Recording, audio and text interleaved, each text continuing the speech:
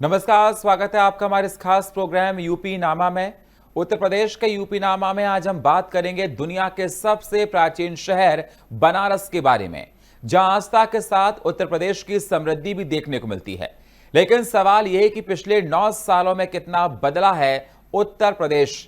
सूबे के मुखिया योगी आदित्यनाथ के नेतृत्व में उत्तर प्रदेश उत्तम प्रदेश बनने के पथ पर अग्रसर इस राज्य में दिन दुगनी रात चौगनी विकास की एक से एक नई गाथा लिखी जा रही है।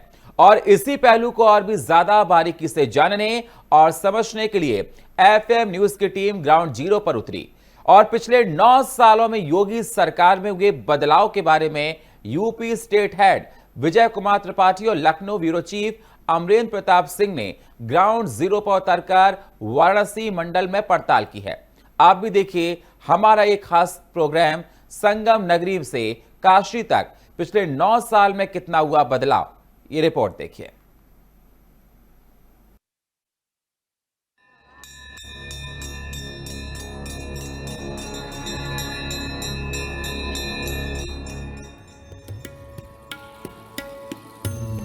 अगर 9 साल में यूपी की सबसे बड़ी पहचान कोई बनी है तो वो है काशी विश्वनाथ धाम कॉरिडोर। जहां कभी तंग गलियां थी, आज वहां 50 फीट चौड़ा कॉरिडोर है। काशी विश्वनाथ मंदिर ट्रस्ट के सीईओ विश्वभूषण मिश्रा हमारे साथ मौजूद हैं। हम उनसे पूछेंगे और जानेंगे कि आखिरकार काशी विश्वनाथ मंदिर क्या डेवलप हुआ है, कितना बदला है काशी, सरकार के दावे कहां तक हकीकत हैं और कितना अभी भी बदलने का एक दौर चल रहा है जो लगातार आपको टीवी और सोशल मीडिया पर दिखता होगा। नमस्कार सर, एफएम न्यूज पर आपका स्वागत। महादेव। सबसे बड़ी बात यह है कि एक ऐसा अधिकारी जो लगभग कई वर्षों से काशी विश्वनाथ मंदिर में रम गया है, यानी अविनाशी काशी का एक ऐसा भक्त और ऐसा अधिकारी जो भक्तों के साथ साथ खुद भी भक्त हो जाता है, दर्शन के समय लोगों को सेवा भाव से नजर आता है, अधिकारों के साथ अधिकारी हो जाता है और कभी कभी शासन और शक्ति के लिए भी जाना जाता है। तो क्या है ऐसा काशी में, काशी विश्वनाथ मंदिर में और ट्रस्ट में जो आपने बदलाव किया है, जो दिख रहा है और क्या अभी और भी बदलाव कर रहे हैं? श्री काशी विश्वनाथ धाम में जो बदलाव आपको दिखाई देते हैं, सबसे पहला जो बदलाव है वो तो आर्किटेक्चरल चेंज जो आया है। जो हम कहते हैं कि जो निर्माण, जो संरचनात्मक आधारभूत बदलाव आया है, वह सकरी गलियों का मंदिर निकल कर एक बृहद धाम में बदला। आदरणीय प्रधानमंत्री जी का जो मार्गदर्शन था, उनका जो एक स्वप्न था, उनका कहते हैं ड्रीम प्रोजेक्ट कहा गया काशी विश्वनाथ धाम को, और माननीय मुख्यमंत्री जी का जो एक कुशल नेतृत्व था जिसके अंतर्गत ये पूरी परियोजना साकार हुई। वर्ष 2007 में संकल्पना ने आकार लेना प्रारंभ किया, 2019 से वास्तव में कार्य प्रारंभ हुआ और 2021 में 13 दिसंबर 2021 को माननीय प्रधानमंत्री जी के करकमलों से संत जन की, विद्वत जन की उपस्थिति में, भक्तों की उपस्थिति में इस धाम के नवीनीकृत स्वरूप का लोकार्पण किया गया। और पूरा जो धाम, जिसका पूरा जो क्षेत्रफल हुआ करता था, पहले केवल 2500 स्क्वायर फीट था, वह आज की तारीख में 5 लाख स्क्वायर फीट तक पहुंचा है, 5 हेक्टेयर तक पहुंचा है, यानी 50,000 वर्ग मीटर तक पहुंचा है। तो आप ये जो इतना बड़ा अंतर आया है, इसकी आप कल्पना कर सकते हैं कि या आप देख सकते हैं, कल्पना की हमें आपको आवश्यकता नहीं है, धाम आपके सामने है, कि ये बिल्कुल बृहद आकार में जो परिकल्पना थी साकार हुई है। और इसके साकार होने, इसके फलीभूत होने का परिणाम इस रूप में सामने आया कि जो हमारे श्रद्धालु हैं, इनको जो सुविधाएं मिलती हैं वह एक अलग उसका आकार है, और साथ में श्रद्धालुओं की संख्या में बहुत वृद्धि हो गई। श्रद्धालुओं की संख्या की जो वृद्धि है, इसका जो समाज पर आर्थिक प्रभाव पड़ेगा, सामाजिक प्रभाव पड़ेगा। जब इतने सारे लोग एक साथ एक स्थान पर आ रहे हैं, भक्ति और श्रद्धा के भाव से तीर्थाटन करने आ रहे हैं, तो उसका जो स्केल है, आप ये समझिए 2012 से लेकर 2018 तक का जो डेटा हमारे पास है, उसमें जो कुल संख्या श्रद्धालुओं की रही है, उसकी लगभग 5 से 6 गुने तक संख्या हो गई है वर्ष 2021 से लेकर 2026 तक का जो हमारा समय है। और इसमें जो हमने कैलकुलेट किया, हमारे पास हेड काउंटर कैमरा लगा है, पहले अनुमानित आंकड़े होते थे, यह वास्तविक आंकड़े हैं। यह वास्तविक आंकड़े जो है 30 करोड़ की संख्या क्रॉस कर चुके हैं इस समय तक।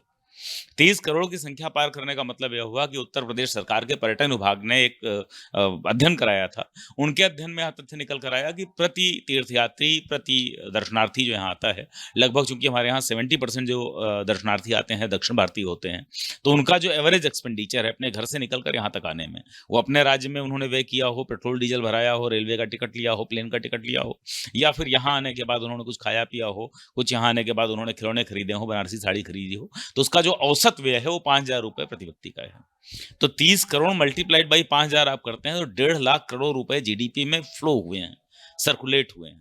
और उस सर्कुलेशन का एक भाग जीएसटी टैक्स के रूप में सरकार के चक्कर में गया होगा, सरकार के खजाने में गया होगा, लेकिन बड़ा भाग, मेजर पार्ट जो है वो अलग अलग स्थानों पर अपना उद्यम चलाने वाले व्यवसायियों के पास गया होगा, जो माला टीका फूल चंदन का कार्य करने वाले हैं, प्रसाद का कार्य करने वाले हैं, उनके पास गया होगा। यात्रा में आते समय सामान उठाने वाले, सामान बेचने वाले, सामान खरीदने वाले जो लोग हैं उनके पास गया होगा। तीर्थाटन में आते समय जो तमाम विज्ञापन एजेंसियां काम करती हैं वो इसीलिए काम कर पाती हैं क्योंकि इतने लोग आ रहे हैं तो विज्ञापन देना उससे अनिवार्यता हो जाती है। तमाम उद्योग फलते फूलते हैं तो संख्या के कारण फलते फूलते हैं। और सबसे बड़ा पॉजिटिव इंपैक्ट ये है कि तीर्थाटन एक सामान्य पर्यटन से भिन्न होता है। पर्यटक किसी नगर में जाता है तो प्रायः सामान्य पर्यटक अगर मौज मस्ती के लिए गया है, सामान बिताने गया है, तो वह ईट ड्रिंक बी मेरी वाले प्रिंसिपल रहेगा। इससे जो स्थानीय संस्कृति होती है उस पर विपरीत प्रभाव पड़ता है। उसकी जो मनोदशा होती है, उसकी जो सांस्कृतिक पहचान होती है, उस पर कहीं ना कहीं एक आधुनिकीकरण का एक ऐसा रूपक लगता है कि जिससे वहाँ का डिस्टॉर्शन होता है, जिसको हम सामाजिक परिघटनाओं के रूप में देखते हैं कि कहीं वो ड्रिंक और बार की संस्कृति चल रही है, कहीं कुछ छेड़खानी हो जा रही है, कहीं कुछ हो जा रहा है। लेकिन काशी में जो श्रद्धालु आ रहा है पूरी यात्रा भक्ति भाव से यात्रा करने आ रहा है, तो जिन जिन क्षेत्रों से गुजर रहा है और जहाँ पहुँच रहा है वहाँ अपने आचरण से एक अच्छा संदेश दे रहा है। वह भक्त है, श्रद्धालु है, वह खाने पीने मौज करने नहीं आया, दर्शन करने आया है। वो माला टीका चंदन लगा के हरिनाम जपते हुए, भगवान विश्वनाथ का नाम जपते हुए अपनी पूरी यात्रा संपन्न करता है। तो जहाँ जाता है वहाँ वह मनोवैज्ञानिक धनात्मक प्रभाव छोड़कर जाता है। तो काशी नगर पर भी और यात्रा में पड़ने वाले सभी जो नगर हैं, उनके जो निवासी हैं, उनके ऊपर सांस्कृतिक दृष्टि से, मनोवैज्ञानिक दृष्टि से स्वास्थ्य को अच्छा करने वाला एक स्वस्थ प्रभाव पड़ता है। तो इन सबका जो एक कंबाइंड इम्पैक्ट है, इसको हम कह सकते हैं कि भगवान विश्वनाथ का धाम किसी प्राचीन धाम का आधुनिकीकृत स्वरूप होने का प्रथम उदाहरण है। और आप देखिए कि इसकी जो सफलता रही, इसकी जो एक कहानी लिखी गई, इसका जो परिणाम निकला, वह देश के तमाम धाम है। लोग कॉरिडोर प्रोजेक्ट कहते हैं, मैं धाम प्रोजेक्ट उसी को कह रहा हूँ। आपके दर्शक समझ सकेंगे मैं कॉरिडोर के बारे में बात कर रहा हूँ, इसलिए इस शब्द का प्रयोग करना पड़ रहा है। चाहे वह महाकालेश्वर धाम हो, महाकाल धाम उज्जैन में बना हो, चाहे जम्मू में जो नया निर्माण और नई संकल्पना चल रही है, चाहे इस समय त्र्यंबकेश्वर में उसको बनाने की बात चल रही है, अभी बैजनाथ धाम के लोग आए, वो भी यहाँ देख कर गए, हमारे यहाँ पूरी व्यवस्था। और व्यवस्थाओं के मामले में श्री काशी विश्वनाथ धाम ने केवल प्रथम या आर्किटेक्चरल मॉडल के रूप में नहीं है, यहाँ श्रद्धालुओं को सुविधा देने से लेकर, दर्शन की व्यवस्था सुनिश्चित करने से लेकर, वीआईपी विजिट्स और जो बाकी प्रोटोकॉल्स होते हैं उनकी व्यवस्था से लेकर, धाम के प्रबंधन की व्यवस्था तक हम लोगों ने हर चीज़ का एकदम माइन्यूटेस्ट माइक्रो लेवल पर, या मैं कहूँगा नैनो लेवल पर प्रोटोकॉल डेवलप किया है। यह पिछले 2 वर्षों की उपलब्धि है कि जो स्टैंडर्ड ऑपरेटिंग प्रोसीजर बनाया गया, एसओपी बनाया गया, उसमें यहाँ तक नियत है किस दिन वाटर कूलर लग जाने हैं, किस दिन पानी बदला जाना है, किस दिन कोई पत्रावली चलनी है, फूल किस दिन सजने हैं, किस दिन नहीं सजने हैं, किस तिथि को कौन सा उत्सव मनाना है, किस दिन कौन सा कलाकार परफॉर्म करेगा हमारे शिव आश्रम मंच पर, और अगर वह नहीं उपस्थित होता तो उसकी बजाय कौन परफॉर्म करेगा। तो ये अल्टरनेटिव व्यवस्था बनाते हुए एसओपी इतना डिटेल्ड बनाई गई है कि अभी 31 मार्च 2026 को माननीय मुख्यमंत्री मध्य प्रदेश शासन हमारे धाम में दर्शन के लिए पधारे थे और व्यवस्थाओं का जायजा लेने के लिए उनकी पूरी प्रशासनिक टीम आई थी। उनके सामने जब हमने प्रेजेंटेशन प्रस्तुत किया एसओपी का, तो उन्होंने तत्काल अपनी टीम से अपेक्षा की कि एक एमओयू साइन करो काशी विश्वनाथ मंदिर न्यास से, और ऐसी व्यवस्था जो हमारे यहाँ अभी महाकुंभ होने जा रहा है वहां पर और हमारे मंदिर में भी लागू होनी चाहिए। और उसी दिन तद्दिनांक को ही एमओयू तैयार करके तुरंत उसको भी हस्ताक्षरित किया गया। महादेव ने चाहा तो महादेव के सभी धामों में, सभी सनातन धामों में काशी विश्वनाथ धाम का जो यह नवाचार है और जो सीख हमको मिली है, जो उसको स्टैंडर्डाइज करने का हमने कार्य शुरू किया है। जैसे आप देखिए, धर्म के क्षेत्र में सबसे बड़ी समस्या क्या होती है? मंदिर में ठीक है व्यक्ति आस्था के साथ आता है, लेकिन आप किसी भी होटल में जाते हैं तो आपको मालूम होता है मुझे रिसेप्शन पर जाना है, मुझे कमरे में रुकवाया जाएगा, मुझे पानी मिल जाएगा, चाय मांगने के लिए मुझे कहाँ से बुलाना है, सभी को मालूम है जो व्यक्ति बाहर जा रहा है। मंदिर में प्रायः सरप्राइज एलिमेंट होता है। जाऊंगा, दर्शन हो पाएगा नहीं हो पाएगा, कैसे दर्शन करूंगा, ठीक से हो पाएगा नहीं हो पाएगा, पूजा कौन कराएगा, किससे बात करनी है। तो ये जो सरप्राइज एलिमेंट है, कई बार ये बाधा बनता है, एक मेंटल हिच होता है आधुनिक पीढ़ी के लिए और लोगों के लिए। हालांकि बहुत बड़ी संख्या में 30 करोड़ का आंकड़ा एक आता है कि भारत की जनसंख्या का लगभग 1/4 भाग हमारे यहाँ दर्शन कर चुका है पिछले 4-5 वर्षों में। लेकिन इसके बाद भी जो आ रहे हैं उनको हम कैसे और ज्यादा सुविधा दे सकें, तो उस सुविधा को करने के लिए स्टैंडर्ड ऑपरेटिंग प्रोसीजर एसओपीज पर ही सारे होटल्स काम करते हैं, सारे एयरपोर्ट्स काम करते हैं, सारे रेलवे स्टेशन काम करते हैं। धार्मिक क्षेत्र में धार्मिक प्रबंधन में, जिसको टेम्पल मैनेजमेंट एक बड़ा कैची वर्ड 2024 में एक सेमिनार हुआ था, वहां संयोग से निकला मुझसे, उसके बाद लगातार इस पर डिबेट हुई। अभी बड़ा कैची वर्ड है इस समय मैनेजमेंट प्रिंसिपल्स में, बहुत सारी कॉन्फ्रेंसेज हो रही हैं। टेम्पल मैनेजमेंट, मंदिर प्रबंधन, तो मंदिर प्रबंधन का एसओपी क्या होगा। तो श्री काशी विश्वनाथ धाम केवल आर्किटेक्चरल मॉडल में प्रथम नहीं है, जो हमारे नेतृत्व करता है उनकी प्रेरणा से यह एसओपी के मामले में प्रथम है। काशी विश्वनाथ धाम ने सबसे पहले एक धार्मिक क्षेत्र का, धार्मिक स्थल का प्रबंधन करने का स्टैंडर्ड ऑपरेटिंग प्रोसीजर और 1 वर्ष की पूरी कार्य योजना, और उस 1 वर्ष में छोटी से छोटी चीज, मतलब पत्राचार किस दिन किसको पत्र लिखना है, किस दिन कौन सी फाइल पुटअप होनी है से लेकर कूलर का पानी किस दिन बदला जाना है, यहाँ तक कि व्यवस्था किस दिन फूलों की सज्जा होनी है, किस दिन सज्जा हटा लेनी है, किस दिन प्रकाश की अतिरिक्त व्यवस्था करनी है, किस दिन हटा लेनी है, यह सारी चीजों को तय करते हुए श्रद्धालु जब आएगा तो उसको व्हील चेयर के लिए कहां संपर्क करना होगा, उसको जो सुगम दर्शन की लाइन में अगर लगना है तो कहां संपर्क करना होगा, रुद्राभिषेक करना है तो कहां संपर्क करना होगा, ऑनलाइन पूजा है तो कहां संपर्क करना होगा, इन सारी चीजों को व्यवस्थापित करते हुए एसओपी लागू किया गया। इसी प्रकार जो कहते हैं प्राचीनता से आधुनिकता आपकी थीम है, आजकल सबसे आधुनिकतम बड़ा कैची वर्ड है जो आजकल के डिस्कशन का, जो साइंटिफिक फोरम्स पर, बिजनेस फोरम्स पर, वो आर्टिफिशियल इंटेलिजेंस की बात करते हैं। एआई की बात आज जब हो रही है तो मैं बड़े गर्व से कह सकता हूं कि श्री काशी विश्वनाथ धाम ने आज से लगभग 1.5 वर्ष पहले अपना एआई प्रोजेक्ट शुरू कर दिया था, आस्क नंदी नाम से। जैसे आप चैट जीपीटी और बाकी चीजें जो आजकल वो चैट बॉट्स आपके चर्चा में आए हैं, तो इनके चर्चित होने से 1.5 साल पहले हम लोग अपने काम पर लग चुके थे।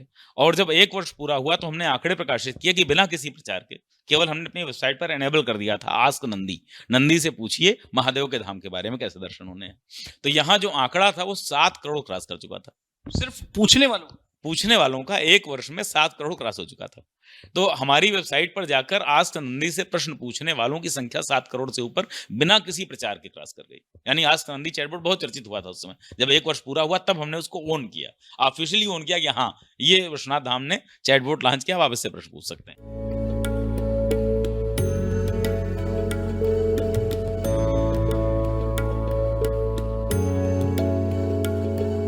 मंदिर के साथ काशी को मॉडर्न कनेक्टिविटी मिली है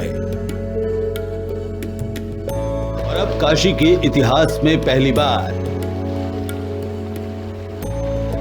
चलने जा रहा है पैसेंजर रोपवे।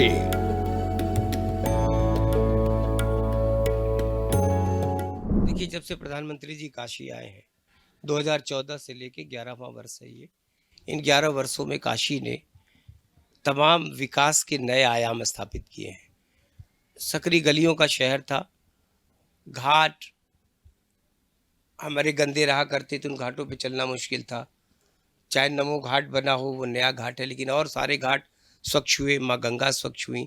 एसटीपी की क्षमता बढ़ाकर काशी में अब एक बूंद भी सीवेज गंगा में नहीं जाता। रामनगर में भी सीवेज ट्रीटमेंट प्लांट कर दिया। वरना को भी शुद्ध करने की बात, स्वच्छ करने की बात हो रही है।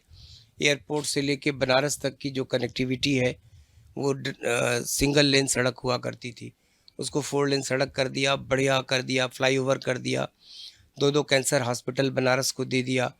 और जितना भी विकास हो सकता है किसी शहर की आवश्यकता के लिए, बाबा विश्वनाथ का कॉरिडोर आने वाले इस समय की ज़रूरत थी।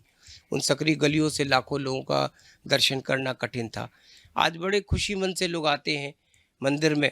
देखिए, विकास होगा, आलोचना करने वाले लोग आलोचना कर रहे हैं, लेकिन आज काशी का वो घाट पे ना गंगा, माँ गंगा के तट पर दिया बेचने वाली, जो फूल के साथ वो दिया बेचती है जो जल में प्रवाहित होता है, वो भी खुश है, नाविक खुश है, ब्राह्मण समाज के लोग, जो लोग पंडा समाज के लोग हैं वो भी खुश हैं।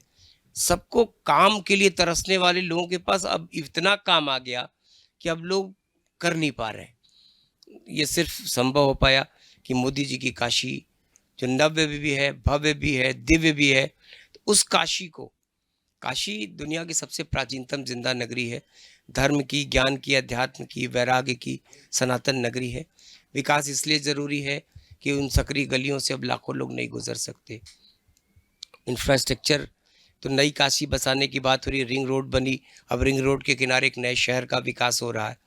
तो जितना भी कल्पना काशी के लोगों ने कभी सपने में नहीं सोचा था कि मोदी जी के आने के बाद काशी के सपनों को पंख लग गए हैं। चाहे वो देश की पहली अंतर शहरी परिवहन में आप उसका उपयोग करने जा रहे हैं, जो रोपवे का। देश का कोई ऐसा शहर नहीं, सबसे ज़्यादा वंदे भारत, सबसे ज़्यादा अमृत भारत, सबसे ज़्यादा नमो भारत ट्रेनों का, जिसे हमारे स्टेशन काशी के, चाहे वो वाराणसी हो, बनारस हो, सिटी हो, सारे घाट, हमारे सारे स्टेशन एकदम मॉडर्न हो गए। आधुनिक के साथ साथ उन पे सारी चीज़ों का विकास किया गया उनका। अब काशी इतने लोगों को रोज़ जो आते हैं काशी में, उनको उनकी तकलीफ़ों को समझ के होटल बन रहे हैं। तमाम शहर में बाहर बड़े बड़े ग्रुप आ रहे हैं काशी में। इसको काशी के विकास से जोड़ के देखना चाहिए। जो काशी आता है वो अयोध्या ज़रूर जाता है, अयोध्या जो जाता है फिर वो प्रयागराज चला जाता है, प्रयागराज जाता है तो जब वो काशी लौटने लगता है तो माँ विंध्यवासिनी का कॉरिडोर उसको याद आता है, फिर वो माँ विंध्यवासिनी के दरबार चला जाता है। तो इस तरह से ये गोल्डन ट्रायंगल आप कह सकते हैं। और मैं बड़े दावे से कह सकता हूँ, बड़े गर्व से कह रहा हूँ आपसे, कि कभी किसी दौर में आगरा, जयपुर और दिल्ली कोई विदेशी आता था तो उसके लिए गोल्डन ट्रायंगल कहा जाता था। लेकिन आज हम कह सकते हैं कि विदेशी छोड़ दीजिए, देसी तीर्थयात्रियों का जो संख्या है वो रिकॉर्ड तोड़ रही है। अयोध्या में इंटरनेशनल एयरपोर्ट बन गया, अयोध्या का विकास आपसे छिपा नहीं, भगवान राम का मंदिर बनने के बाद से। तो ये जो काशी, मथुरा, अयोध्या, इन शहरों को लोगों ने अब एक नए कलेवर में देखा है। तो कुल मिला के ये है कि काशी बदल रही है, भव्य हो रही है, दिव्य हो रही है, नव्य हो रही है, और अपने सनातन के वजूद को बचाए रखते हुए अपनी धार्मिकता को, ऐतिहासिकता को और अपने सनातन को जोड़ के काशी आगे बढ़ रही है। हमारे साथ मौजूद है स्मार्ट सिटी प्रोजेक्ट में पीआरओ की भूमिका में शाकुंभरी नंदन जी। सर, एफएम न्यूज़ पर आपका स्वागत है। बहुत बहुत धन्यवाद। सर, हमारा पहला सवाल है कि वाराणसी में आधुनिकता को बनाने के लिए, आधुनिकता को लाने के लिए जो भी प्रयास हो रहे हैं, उनमें विरासत का संरक्षण कैसे हो पा रहा? देखिए, जिस तरीके से वाराणसी की बात करें तो सितंबर 2016 में स्मार्ट सिटी मिशन के अंतर्गत वाराणसी का चयन हुआ था। और जो स्मार्ट सिटी मिशन था उसमें जो हमारा मॉडल चूज़ किया गया वो रेट्रोफिटिंग मॉडल था, वो एरिया बेस्ड डेवलपमेंट का मॉडल था। इसका मतलब ही यही होता है कि जो शहर की विरासत है, शहर की जो आइडेंटिटी है, शहर की पहचान है, यहाँ की जो संस्कृति है, उन सारी चीज़ों को संरक्षित करते हुए यहाँ पे विकास कार्य करने थे। जो भी मूलभूत सुविधाएं हैं जिनके हिसाब से शहर को आगे बढ़ना होता है, चाहे वो सीवरेज की हो, चाहे वो पार्किंग्स का निर्माण हो, चाहे वो खेल जगत में विभिन्न प्रोजेक्ट्स हों, चाहे घाटों का निर्माण हो, इंफ्रास्ट्रक्चर का डेवलपमेंट हो, और साथ में डिजिटल तरीके से, तकनीकी के माध्यम से किस तरीके से शहर में विकास कार्य हो सकते हैं, उन सारी चीज़ों पे एम्फसाइज करना ही इसका टास्क था। तो जब वाराणसी की बात करते हैं स्मार्ट सिटी मिशन के अंतर्गत, तो वाराणसी में अलग अलग सेक्टर्स में काम हुए हैं। स्मार्ट सिटी में नगर विकास से रिलेटेड काम हुए हैं, शहर को नियोजित करते हुए शहर की प्लानिंग के रिलेटेड काम हुए हैं। जो ट्रैफिक व्यवस्था है उसके लिए, उसको सुगम बनाने के लिए बहुत सारे प्रोजेक्ट्स लाए गए हैं। शिक्षा को लेके बहुत सारे काम हुए हैं, विभिन्न नए स्कूल बनाए गए हैं, स्कूलों में स्मार्ट क्लासेस लगवाई गई हैं। साथ में जो एक दो ऐसे फीचर्स हैं जो वाराणसी को बाकी स्मार्ट सिटीज़ से अलग करते हैं, उसमें सबसे बड़ा फीचर तो है कि वाराणसी में एडवांस सर्विलांस कैमरास की स्थापना की गई है। तो तकरीबन 750 लोकेशंस पे 2500 से अधिक एडवांस सर्विलांस कैमरास लगाए गए हैं, जिसमें फेस रिकग्निशन हो, चाहे आर्टिफिशियल इंटेलिजेंस के माध्यम से जो भी सॉफ्टवेयर्स हों, उनके माध्यम से शहर को एक अच्छे सुरक्षा घेरा में जोड़ा जा रहा है। साथ में वाराणसी एशिया का पहला ऐसा शहर है जिसका 3D जियोस्पेशियल ट्विन भी बन के तैयार है। ये 4 सेंटीमीटर के एक रेशियो में पूरे शहर की 3 डायमेंशनल मैपिंग हुई है, जिससे भविष्य में जो आने वाली परियोजनाएं हो, चाहे सिटी की प्लानिंग हो, यहाँ पे किसी तरीके के अगर रेजिलियंस के काम हो, क्राउड इंफ्रास्ट्रक्चर के काम हो, डिजास्टर मैनेजमेंट से संबंधित चीज़ें हों, तो उन सारी चीज़ों पे भी विशेष करके एक तकनीकी समन्वय स्थापित करते हुए अच्छे से इसका क्रियान्वयन हो सकता है।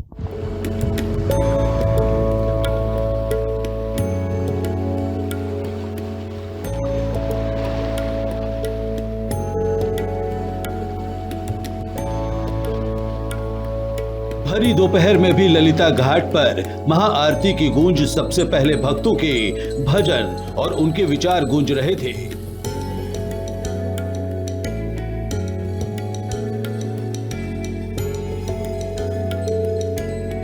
जिसमें 9 साल की यहाँ सिर्फ आरती नहीं, जिंदगी भी बदली है, जिसकी कहानियां आसानी से सुनी जा सकती हैं।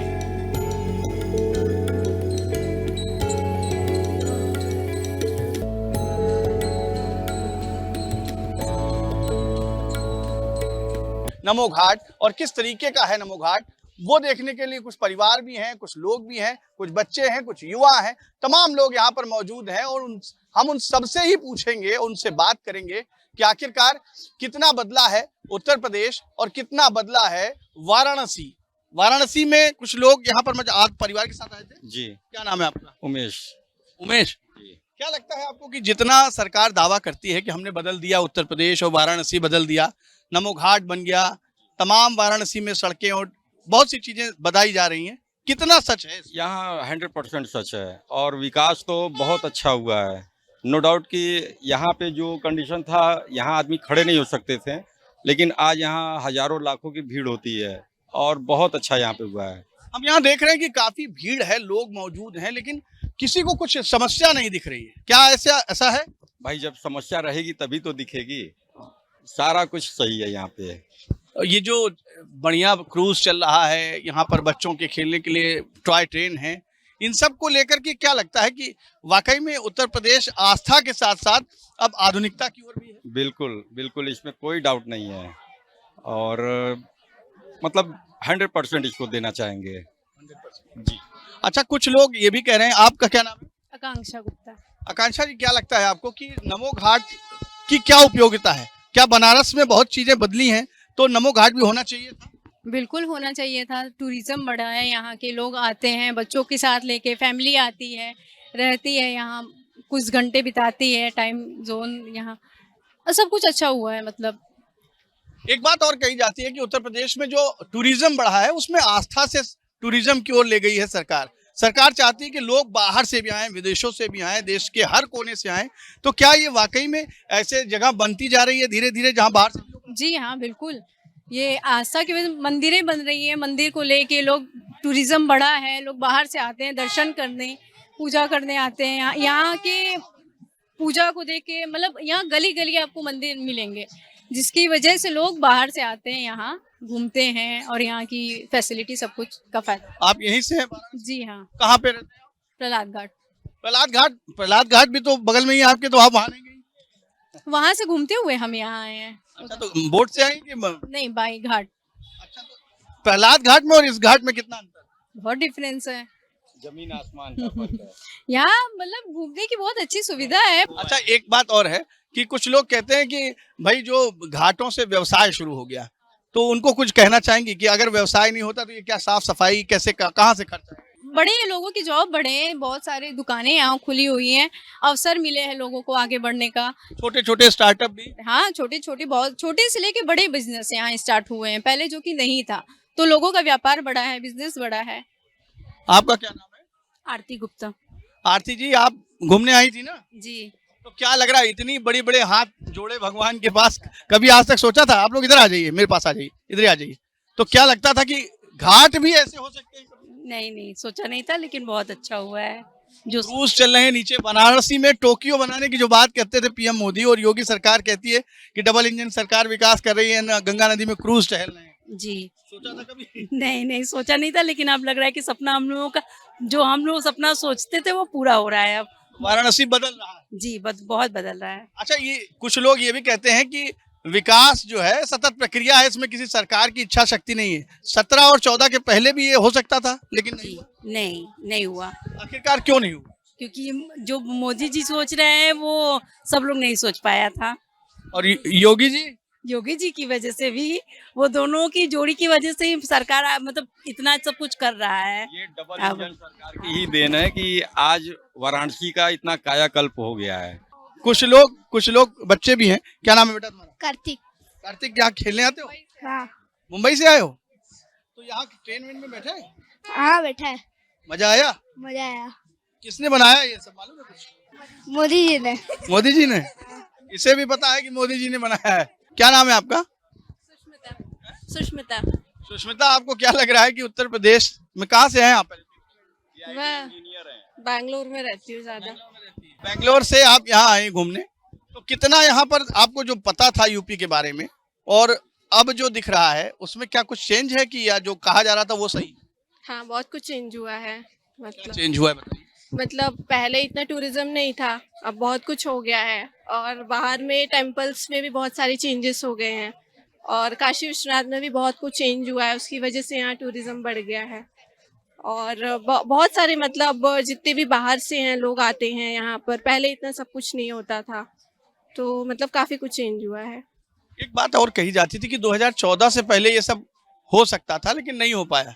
बाहर के लोगों को क्या लगता है, अब जैसे आप बाहर से हो तो बेंगलोर के लोग क्या सोचते हैं कि यूपी में ये विकास पहले भी हो सकता था, इतनी आधुनिकता, आस्था के साथ साथ आधुनिकता भी जरूरी थी, तो क्या अब वो जरूरी लग रहा है कि ये जो हो रहा है ये सही हो रहा है? हाँ, हो रहा है, सही हो रहा है, लेकिन इसमें और भी चीज़ें भी अभी ऐड हो सकती हैं। मतलब थोड़ा सा जो बाहर में है वहाँ पर वहाँ के लोग मतलब थोड़ा मंदिर वगैरह जो होते हैं, बाहर के मंदिर में मतलब जितने भी टेम्पल्स होते हैं वहाँ पर जो लोग आते जाते हैं, वहाँ का थोड़ा सा जो लोगों का दर्शन करने का तरीका है यहाँ पे थोड़ा सा बदला जा सकता है बाहर के कंपैरिजन में। और बाकी तो सब कुछ अच्छे से प्रोग्रेस हो रहा है। आप कहाँ से आए? एक्चुअली हम लोग कोल्हापुर से है, महाराष्ट्र से। हाँ, क्या लगता है कि आपको महाराष्ट्र में के बारे में आप नहीं रह जाइए, जब आपने सुना था यूपी के बारे में तो कुछ नया देखने को मिला है? My parents are from UP only. ठीक है, हम लोग जमैथा के हैं, तो हम लोग इधर एक फंक्शन के लिए आए थे, सो उसकी वजह से आज घूमने आए हैं? हाँ, 2 दिन से घूम ही रहे और चल चल के हालत खराब हो गया है। अच्छा, तो लेकिन ये कहा जा रहा है कि नमो घाट बना दिया गया, मोदी जी ने वाराणसी को बदल दिया, सरकार काम कर रही है नहीं कर रही है, क्या कर रही है? नहीं, एक्चुअली मैं 13 इयर्स पहले भी आया था। ठीक है, तो इट वाज लाइक कि तब की यूपी में अब की यूपी में जमीन आसमान का डिफरेंस है।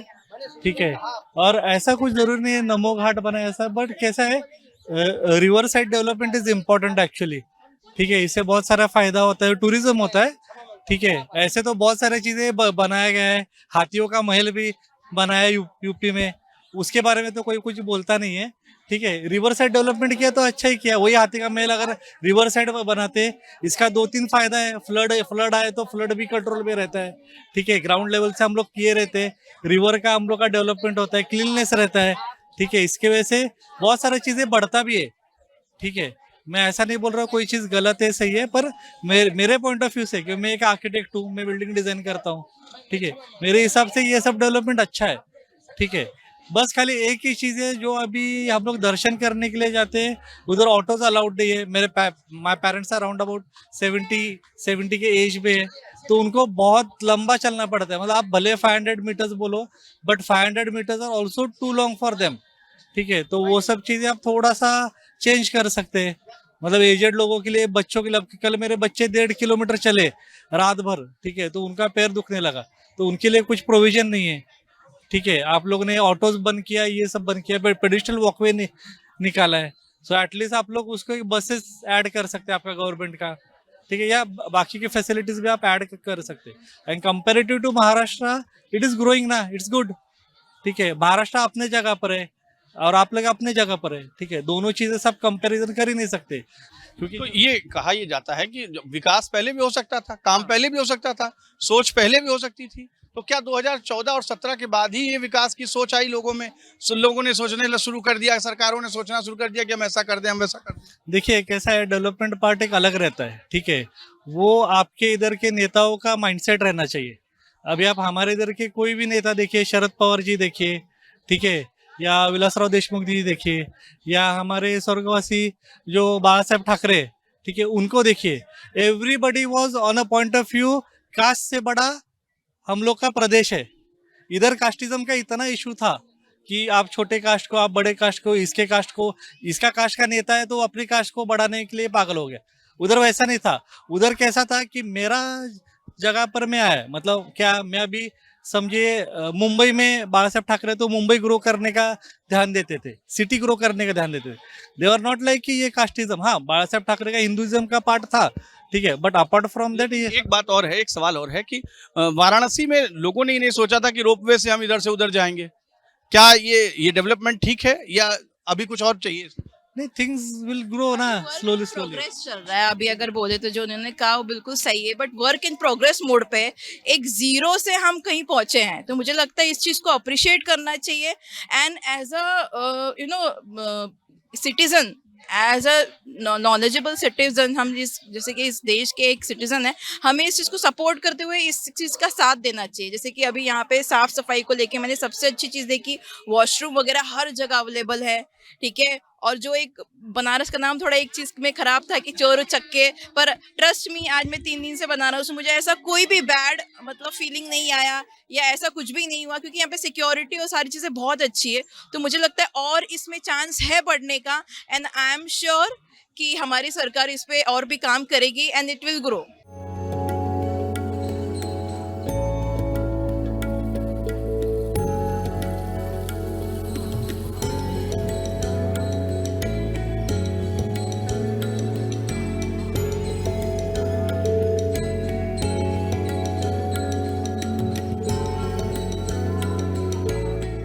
इस कूलिंग पॉइंट की व्यवस्था काशी विश्वनाथ धाम ट्रस्ट ने की है। पूछ लेते हैं, क्या शुभ नाम? राम बाबू।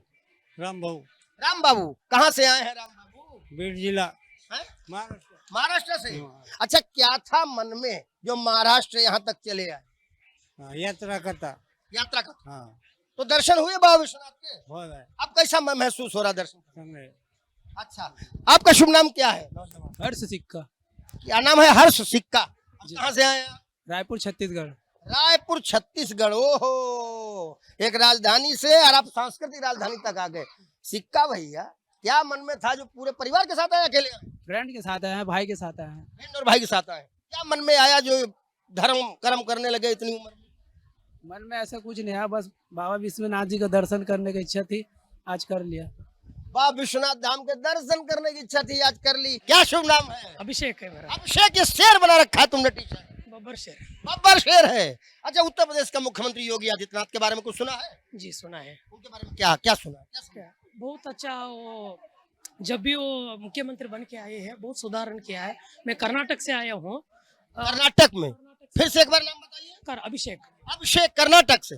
तो क्या वहाँ कर्नाटक में योगी आदित्यनाथ के बारे में? ओ बहुत, हमारे जिले में तो बहुत उनका, योगी बाबा का बहुत हम आदर करते हैं, क्योंकि बहुत बिहार के लेबर्स हमारे पास आते थे। मैं सिविल इंजीनियर था, जो उस बारे में जो बिहार में परिस्थिति था, अभी जो मैं देख रहा हूँ इधर आकर बहुत सुधारण किया है बाबा ने। क्या नाम है?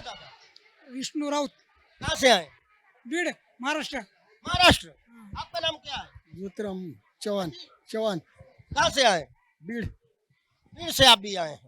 अच्छा, ये जो साथी कर्नाटक के बैठे हैं, इन्होंने एक बात बताई और बात बड़ी अच्छी है। इन्होंने कहा कि हम बहुत सारे बिहार के लेबर और बहुत सारे ऐसे लोग, कामगार इनके साथ काम करते हैं, जिनके माध्यम से ये योगी आदित्यनाथ जी के बारे में सुनते रहते हैं। अब हम क्योंकि उत्तर प्रदेश में बैठे हैं, वाराणसी में बैठे हैं, सांस्कृतिक नगरी में बैठे हैं, और योगी आदित्यनाथ उत्तर प्रदेश के मुख्यमंत्री आज यहीं वाराणसी में थे। वो योगी आदित्यनाथ और प्रधानमंत्री जी का यहाँ पर एक रोड शो भी हुआ, उन्होंने दर्शन भी किए, पूजन भी किया, और ये सब श्रद्धालु जैसे यहाँ बैठे हैं। तो ये बताइए कि उत्तर प्रदेश के बारे में कुछ बदला हुआ सुनाई पड़ रहा है कि पहले वाला यूपी अब बदल गया? हाँ, बदला हुआ सुना है, डेवलपमेंट भी देख रहा हूँ मैं अभी, जो मैं अभी पहले भी आया था, अभी जो आ रहा हूँ देख रहा हूँ। थोड़ा और भी टाइम चाहिए, और भी सुधारना चाहिए, पर इसके लिए टाइम लगते हैं। पर बाबा ने बहुत अच्छा काम किया उत्तर प्रदेश। क्या बाबा को थोड़ा और टाइम दिया जाए? वो जरूर दिया जाए। ये अब अगर उनको टाइम दिया तो बहुत बदलाव दिखा। जैसे हमारा बेंगलुरु है, ऐसा है उत्तर प्रदेश भी दिखेगा हमको। बेंगलुरु में गया हूँ और मैंने वहाँ शीश महल देखा है, मैंने यूबी सिटी देखा है, मैंने चमचमाती सड़कें भी देखी हैं। और मैं वहाँ जब गया था तो एक नेता के बेटे के विवाह में गया था। वो नेता केंद्र में मंत्री थे, उनके बेटे IRS अफसर थे, उनकी शादी में मैं गया था। तो वो गायत्री पैलेस ग्राउंड में वो शादी थी। तो अभी क्या है, गायत्री पैलेस ग्राउंड तो बहुत अच्छा है, लेकिन हमारे यूपी में भी बहुत अच्छी अच्छी जगह है। जी जी, बहुत अच्छी अच्छी जगह बन रही है, बहुत डेवलपमेंट हो रहे हैं। देखो क्या बोलते हैं, हम हिंदी ज्यादा आता नहीं है। आप बोल रहे हैं, सब समझते हैं। Thank you.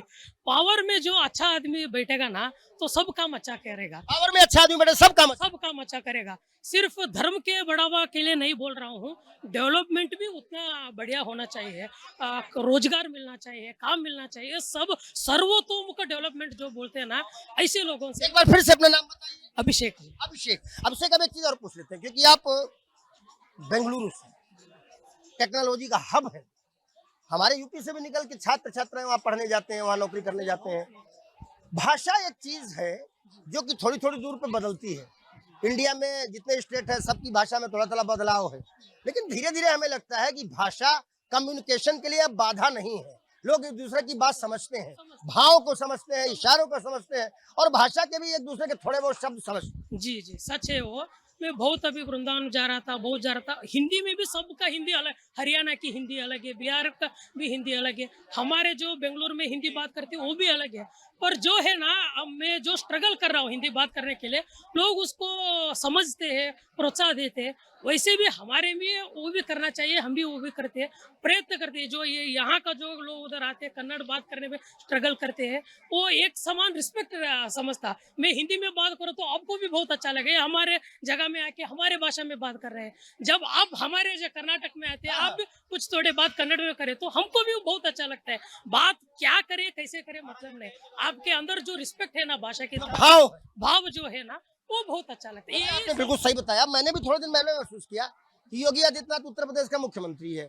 उन्होंने जन्म लिया उत्तराखंड में, पहाड़ में, गढ़वाल में, उधर की भाषा उनको आती है। फिर वो यूपी में आए, गोरखपुर में मठाधीश बने, महंत बने, और उन्होंने गोरख पीठाधीश्वर के रूप में बहुत अच्छा काम किया। उस मठ में आप जाएंगे, अगर कभी आपका मन बने तो आप जाएंगे, तो वहाँ भी आपको बहुत अच्छा दर्शन लाभ और बहुत अच्छा लगेगा आपको। फिर वो उत्तर प्रदेश के मुख्यमंत्री बने। उसके बाद मैंने देखा वो हरियाणा में रैली कर रहे हैं, वहां पर सक्सेस है उनको मैंने देखा हैदराबाद नगर निगम के चुनाव में, वो सिटी हैदराबाद में रैली करने गया, उधर भी बड़ा अच्छा रिस्पांस मिला उनको। अभी थोड़े दिन पहले हमने देखा कि वो उड़ीसा में गए, वो अभी पश्चिम बंगाल में उनका लगातार कार्यक्रम हुए।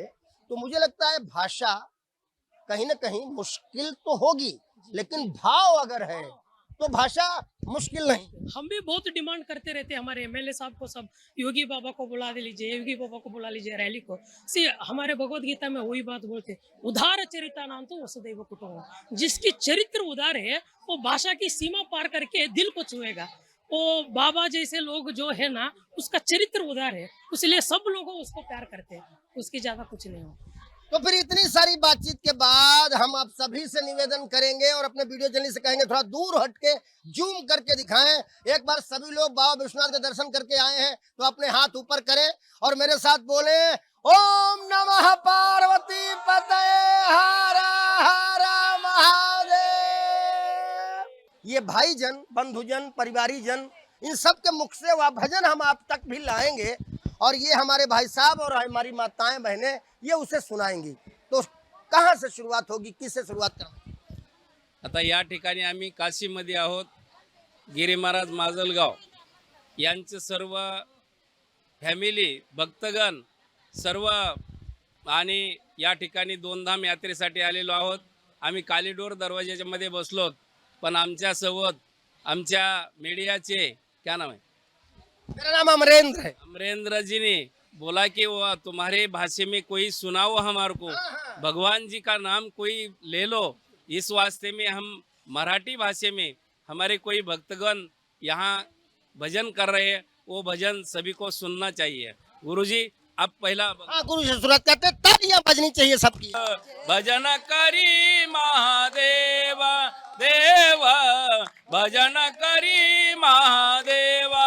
श्री राम जय राम जय जय राम, श्री राम जय राम जय जय राम, श्री राम जय राम जय जय राम, श्री राम जय राम जय जय राम, श्री राम जय राम जय जय राम, श्री राम जय राम जय जय राम, श्री राम जय राम जय जय राम, श्री राम जय राम जय जय राम, श्री राम जय राम जय जय राम, श्री राम जय राम जय जय राम, श्री राम जय राम जय जय राम, श्री राम जय राम जय जय राम। आएंगे आएंगे राम आएंगे, मेरे आएंगे आएंगे खोपड़ी के भांग आज जग जाएंगे, राम आएंगे, राम आएंगे, आएंगे अंग आएंगे, राम आएंगे तो अंगना सजाऊंगी, दीप जलाते दिवाली मैं बनाऊंगी, सारे जन्मों के सारे पाप मिट जाएंगे, राम आएंगे, राम आएंगे, राम आएंगे।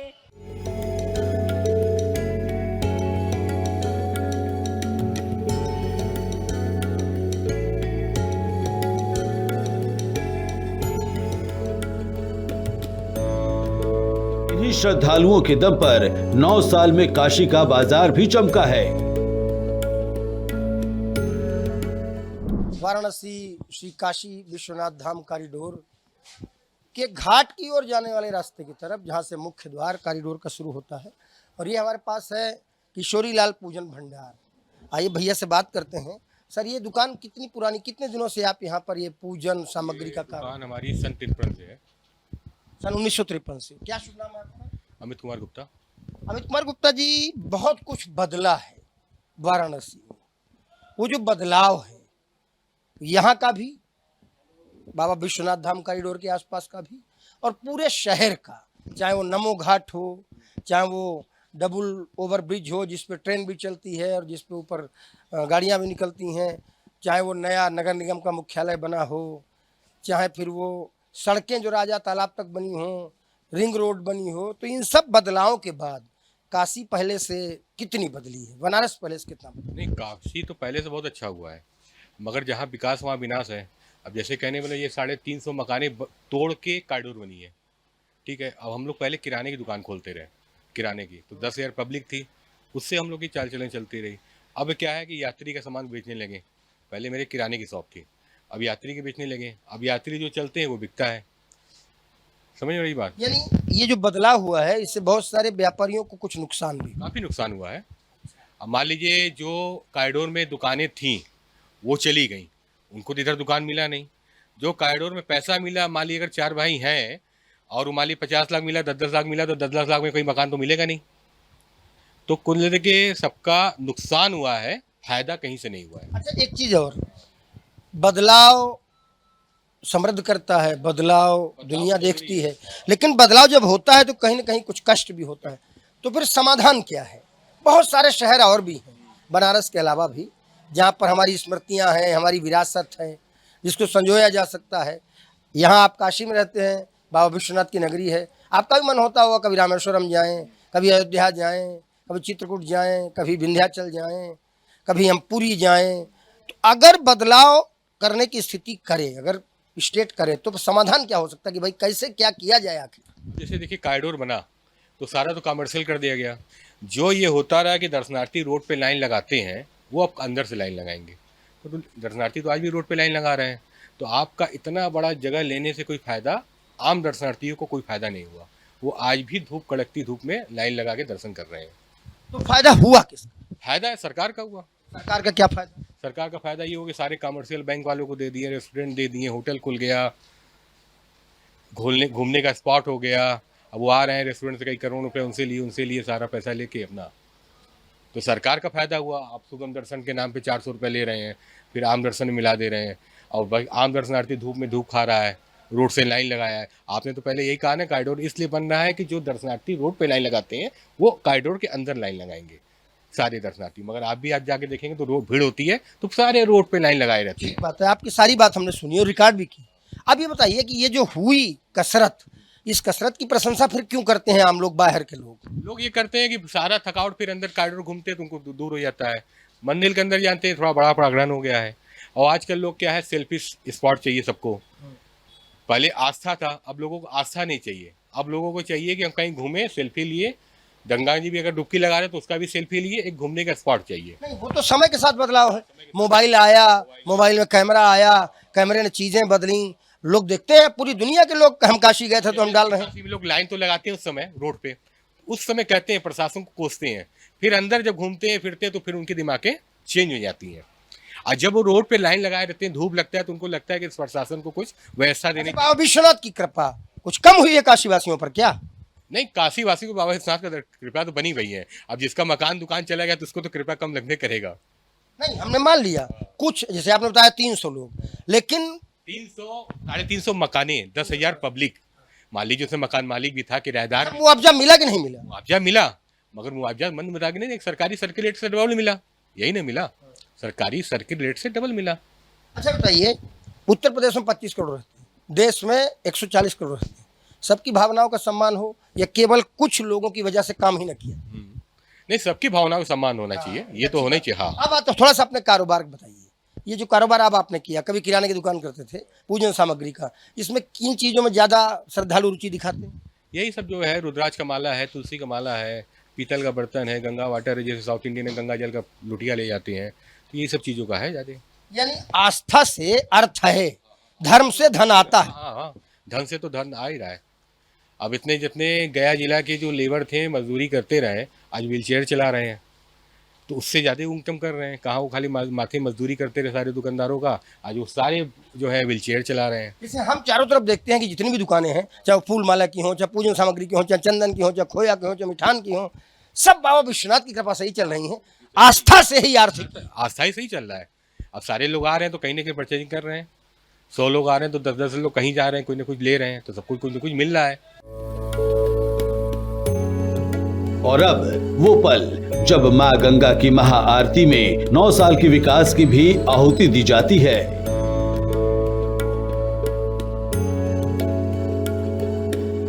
पंडितों के द्वारा की जा रही आरती जब एक साथ घूमती है तो लगता है कि काशी सिर्फ आस्था की नगरी नहीं, 9 साल में हुए विकास का जीता जागता सबूत भी है।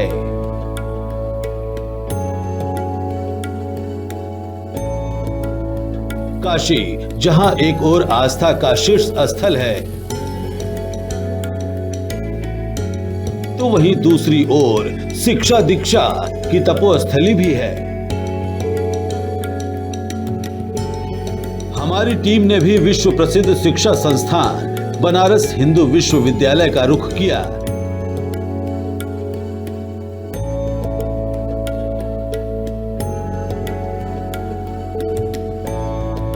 वहां दर्शन पूजन रुद्राभिषेक भी हुआ और आस्था के साथ विकास पर साक्षात्कार भी।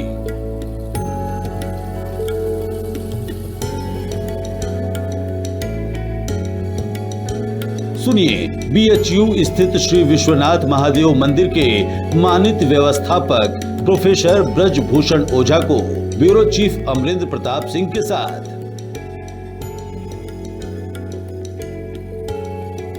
कहते हैं भगवान शिव के त्रिशूल पर बसी विश्व की सांस्कृतिक धरोहर, विश्व की सांस्कृतिक राजधानी, आध्यात्मिक राजधानी काशी नगरी अविनाशी। और अविनाशी क्यों है? हम यूपी नामा को शूट करने के लिए वाराणसी में है, काशी में है, और एक ऐसा सुंदर दृश्य आप देख रहे हैं कि हमारे पीछे बारिश हो रही है।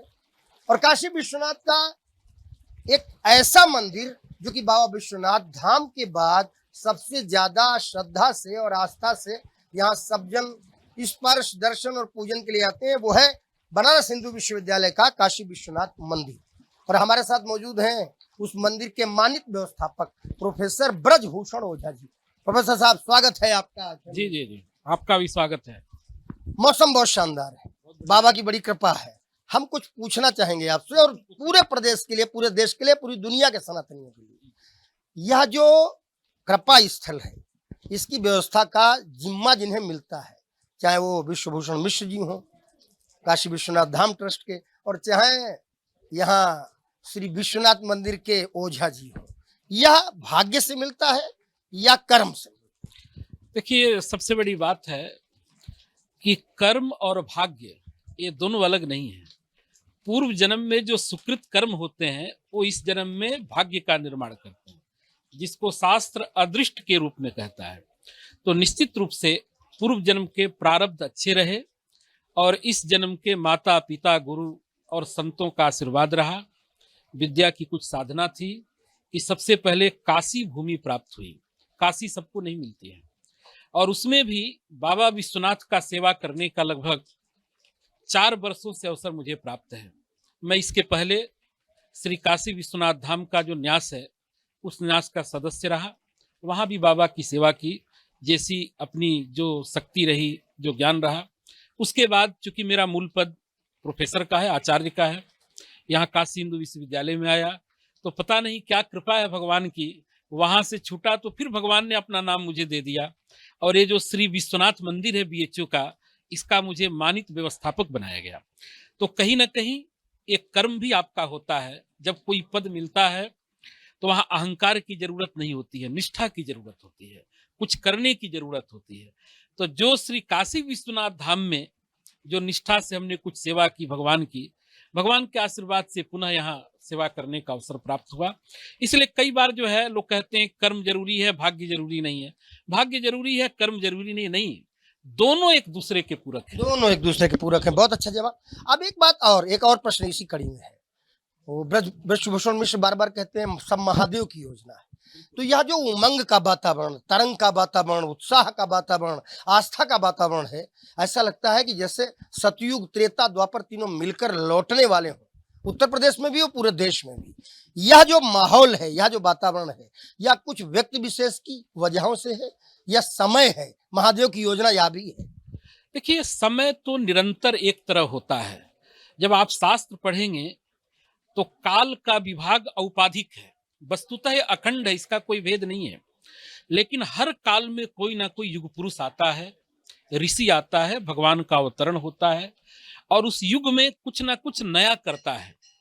नया करने का मतलब है, चूंकि हम लोग धर्मनिष्ठ है, वो धर्म की स्थापना करता है, शास्त्र की स्थापना करता है, एक संस्कृति की स्थापना करता है। और मैं ये कहूँगा, देखिए काशी तो सभी जगह से न्यारी है, ये काशी भूमि पर नहीं है। वाराणसी निविशते नवसुंधरायाम, हर्ष ने कहा है, ये पृथ्वी पर नहीं है, ये भगवान के त्रिशूल पर है।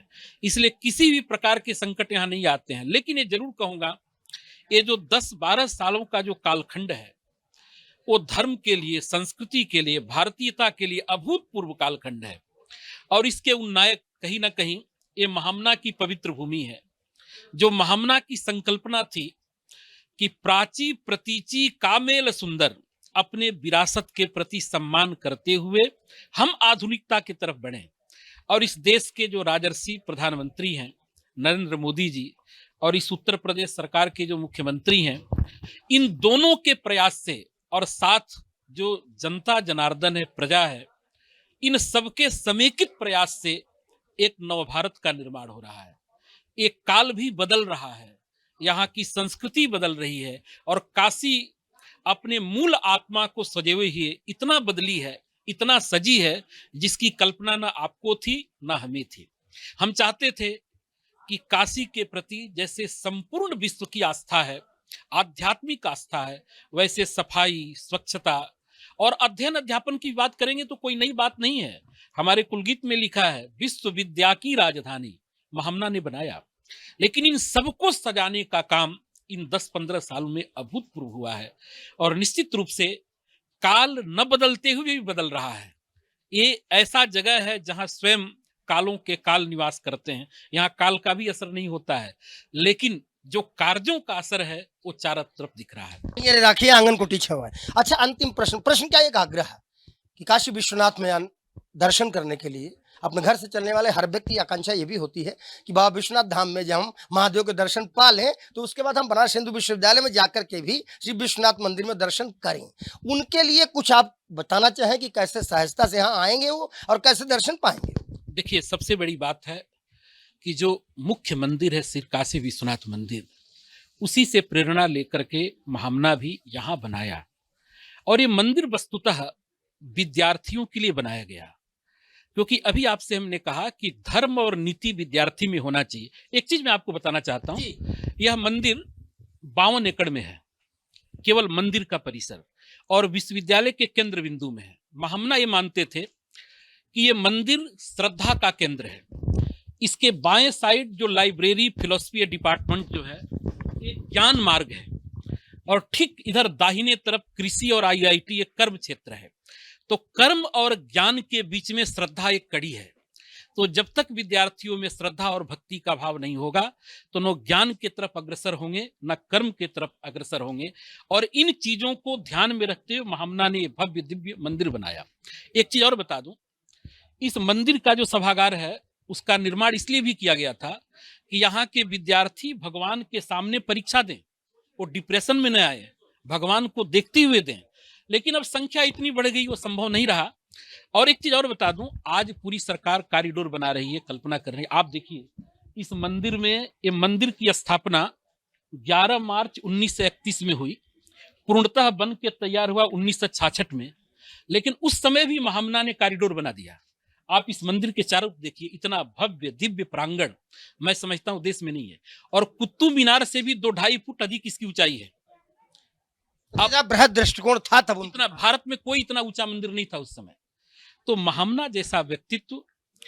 और आपसे एक चीज और मैं कहना चाहूंगा कि वर्तमान में निरंतर यहाँ काम हो रहे हैं और जो वर्तमान कुलपति हैं एकदम महामना के भावना के अनुरूप कार्य कर रहे हैं। जो हमारे कुलपति जी हैं प्रोफेसर अजीत कुमार चतुर्वेदी जी, और वो मंदिर के लिए कहते हैं जो भी काम करना आप लोग करिए, पैसे की फंड की कोई कमी नहीं है। तो आप देखेंगे 2-4 महीना में मंदिर और बदल जाएगा। और बहुत ऐसी कमियां भी हैं जो हम अभी नहीं करा पाए हैं, धीरे धीरे दौड़ रहे हैं और निश्चित रूप से उसको 2-4 महीने हम लोग पूरा करेंगे। होगा। तो ये थे प्रोफेसर ब्रजभूषण ओझा जी। एक एक शब्द उन्होंने, ऐसा लग रहा था कि जैसे पहले से तैयारी कर रखी हो कि हम ये पूछेंगे और बता देंगे।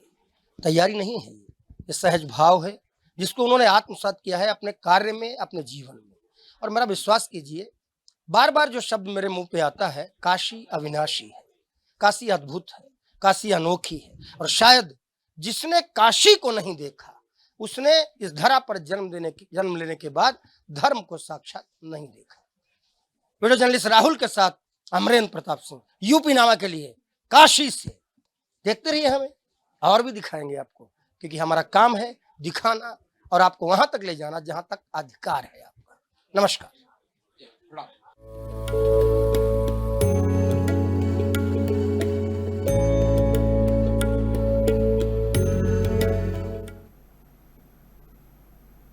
और यूपी नामा में वक्त एक छोटे से ब्रेक का है, मिलते हैं एक छोटे से ब्रेक के बाद।